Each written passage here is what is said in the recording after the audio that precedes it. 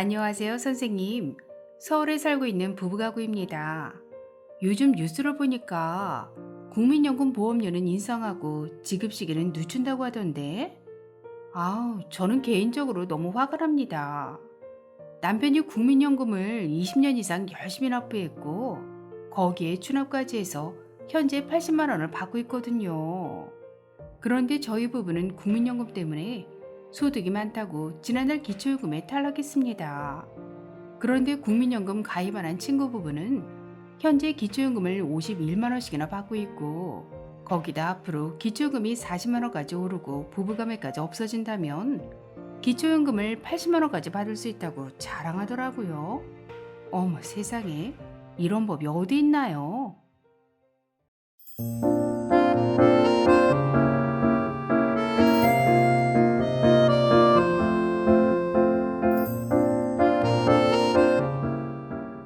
안녕하셨습니까? 행복한 인생의 이막 알베르토입니다. 2024년 총선을 앞둔 국회에서는 기초연금 40만원, 노인 전체 지급 등의 어르신들의 표를 의식한 정책들을 앞다퉈 발표하고 있는데요. 오늘은 기초연금과 국민연금의 문제점에 대해 아주 쉽게 설명해 드리겠습니다. 2023년 현재 정기국회에서는 국민연금, 기초연금의 연금 개혁을 놓고 치열한 눈치작전을 펼치고 있습니다.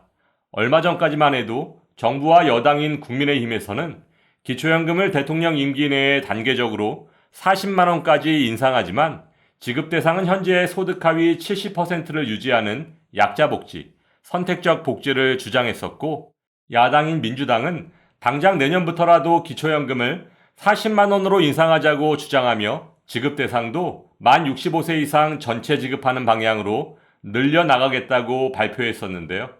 지난 10월 말 보건복지부의 제5차 국민연금 종합운영계획 발표 후부터 정부와 국회의 분위기가 급속히 바뀌기 시작했습니다.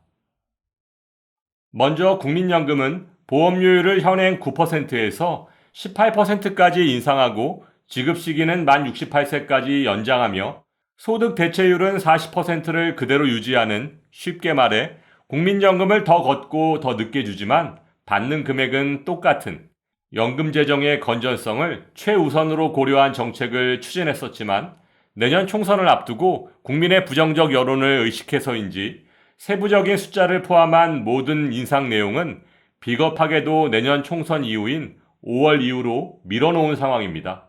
따라서 여야의 기초연금 정책에 대한 지급 시기와 지급 대상의 차이가 있긴 하지만 기초연금을 40만원까지 인상하자는 데는 이견이 없는 것으로 보아 머지않아 기초연금 40만원 시대가 도래할 것으로 예상되는데요. 그렇다면 현재 국민연금 가입자의 상황은 어떨까요? 먼저 국민연금 가입자가 받을 수 있는 연금에는 세 가지 종류가 있는데요. 국민연금을 10년 이상 납부하고 지급 연령이 되었을 때 받을 수 있는 노령연금, 국민연금 가입자가 장애를 입었을 경우 받을 수 있는 장애연금, 국민연금 가입자가 사망했을 경우 유족이 받을 수 있는 유족연금, 이렇게 허리띠 졸라매고 열심히 납부해야 받을 수 있는 국민연금의 2023년 현재 월평균 수령액은 61만 원인데요. 더 심각한 것은 금액대별 수급자 현황입니다. 2023년 현재 국민연금 금액대별 수급자 현황을 살펴보면 20만원 미만 14.9%, 21만원에서 40만원 43.5%로 국민연금 전체 가입자 중 매달 40만원 미만으로 받고 계신 분들이 58.4%에 이르고 있다는 것입니다. 이런 상황 속에서 내 돈 한 푼 내지 않아도 받을 수 있는 기초연금을 앞으로 매달 40만원, 부부합계 80만원까지 받을 수 있다고 한다면 과연 누가 국민연금을 계속 납부하려고 할까요? 최근 국민연금연구원의 통계 자료에 따르면 기초연금이 40만원으로 인상될 경우 국민연금 가입자의 33.4%가 국민연금 납부를 중단할 의향이 있다고 답했는데요. 정말 심각한 문제가 아닐 수 없습니다. 그렇다면 현재 국민연금 가입자가 처해 있는 불합리한 문제에는 과연 어떤 것들이 있을까요? 첫 번째는 국민연금을 많이 받으면 피부양자 자격을 유지할 수 없습니다. 은퇴한 어르신들께 건강보험 피부양자는 건강보험료는 하나도 내지 않으면서 건강보험 혜택은 그대로 받을 수 있는 가장 좋은 복지제도인데요. 불행히도 국민연금은 피부양자 자격에 가장 불리하게 작용합니다. 그 이유는 국민연금이 피부양자 자격 계산 시 기본공제 없이 100% 합산소득에 반영되기 때문입니다. 퇴직연금을 포함한 사적연금 그리고 주택연금과 기초연금은 피부양자 소득 요건에 반영되지 않는 것과 비교한다면 너무 불공평한 것이고, 여기에 오는 12월부터는 건강보험 피부양자의 부양 요건까지 강화된다고 하니 노후의 삶이 더욱 힘들어질 수밖에 없을 것으로 예상됩니다. 두 번째, 국민연금을 많이 받으면 건강보험료를 더 많이 내야 합니다. 2022년 9월 건강보험 2단계 개편안의 시행으로 인해 국민연금의 50%의 건강보험료가 부과됩니다. 2022년 8월까지 국민연금의 30%에 부과하고 있던 것과 비교한다면 20% 늘어난 금액인데요. 기초연금과 주택연금 그리고 사적연금 등에는 건강보험료가 부과되지 않는 것과 비교한다면 상당히 불리하다고 볼 수 있습니다. 세 번째는 국민연금을 많이 받으면 기초연금에 탈락할 수 있습니다.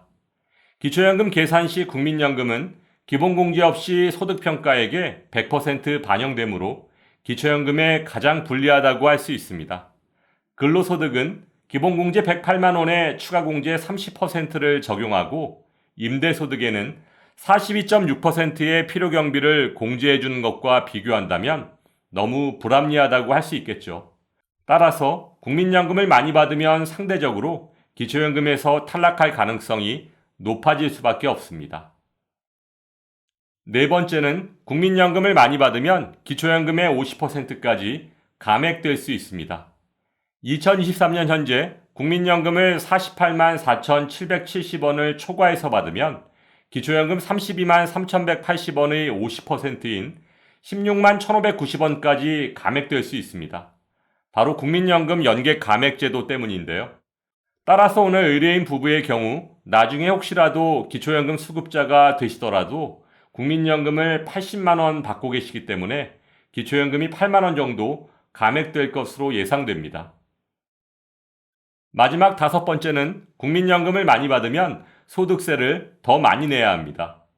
앞에서 설명드린 것처럼 국민연금에는 건강보험료를 부과하지만 소득세도 부과한다는 사실을 알고 계신가요?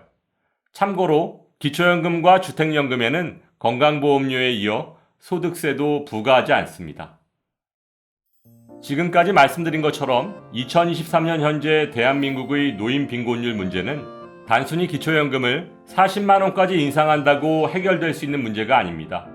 기초연금, 국민연금, 건강보험료, 여기에 공무원연금을 포함한 직영연금과의 통합까지도 연계해서 해결해 나가지 않는다면 더 큰 사회적 문제에 봉착할 수밖에 없다는 것을 유럽의 복지 선진국의 사례에서 어렵지 않게 찾을 수 있습니다. 내년 총선 승리를 위한 정치적 포퓰리즘이 아닌 진정으로 어르신들을 위한 연금개혁이 이루어질 수 있기를 바라며 오늘도 알베르토가 어르신들의 행복한 인생 2막을 응원하겠습니다. 행복한 하루 되세요. 좋아요, 구독, 그리고 알림과 공유는 좋은 콘텐츠를 만드는 힘이 됩니다.